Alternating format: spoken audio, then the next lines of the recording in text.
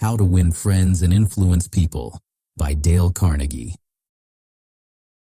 In an age of machines and ambition, one man understood that the greatest power on earth was not force or intellect. It was influence. His name was Dale Carnegie. In 1936, he wrote How to Win Friends and Influence People, a book that would forever change how humanity understood relationships. His message was simple. Success is built not on domination, but understanding. Carnegie had grown up poor, awkward, and shy. But through observation and relentless practice, he uncovered the invisible laws of human behavior, truths as powerful in a boardroom as in a living room. He saw that every human being, beneath pride and defense, longed for one thing: appreciation.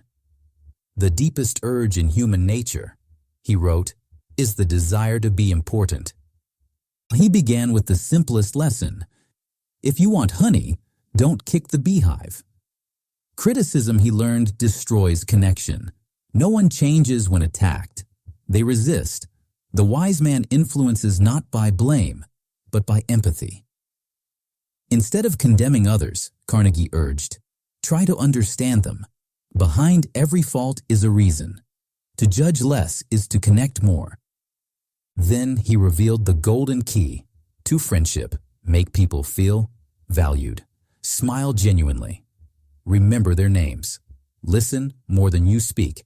A person's name, he said, is to that person the sweetest sound in any language.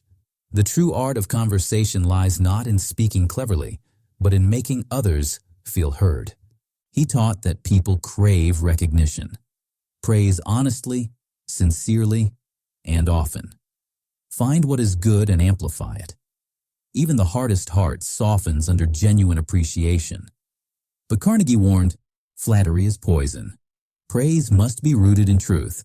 The difference between flattery and appreciation, he said, is like the difference between counterfeit money and real gold. Carnegie also exposed a paradox of human nature. Everyone is convinced they are right. Arguing rarely changes minds. It hardens them. The master persuader avoids conflict. The only way to get the best of an argument, he wrote, is to avoid it. Instead, he disarms opponents by acknowledging their perspective. I may be wrong, he would say. And in doing so, he opened the door to reason. To influence others, Carnegie taught, one must appeal to their desires, not their logic. Talk about what they want, he wrote, and show them how to get it. Self-interest, not moral preaching, moves people. Whether in business or friendship, the key to motivation is alignment, helping others see your goal as their own.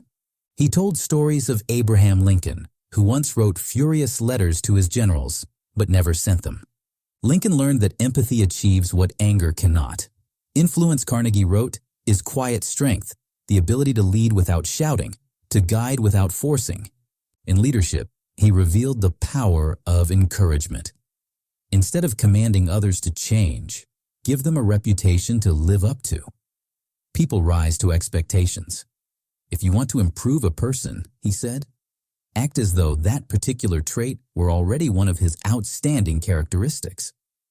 This transforms not only behavior, but identity. He showed that admitting mistakes disarms hostility. By fighting, he said, you make enemies. By admitting fault, you make friends. Humility, paradoxically, is the strongest persuasion. It builds trust faster than pride ever could. Above all, Carnegie's philosophy was not manipulation, but sincerity. Influence, in his eyes, was moral, built on empathy, listening, and service.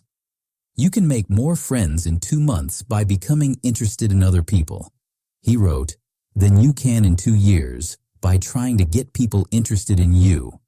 He believed that success without kindness was hollow. His book was not about tactics, but transformation, about becoming the kind of person others naturally want to follow. To win friends, one must first win the battle against ego. By the end of his life, Carnegie's lessons had reached millions. His book became a manual for presidents, entrepreneurs, and dreamers alike. But its true brilliance was simple. It reminded humanity that influence begins not with power, but with understanding. And so, his timeless truth remains. To change the world, first learn to listen.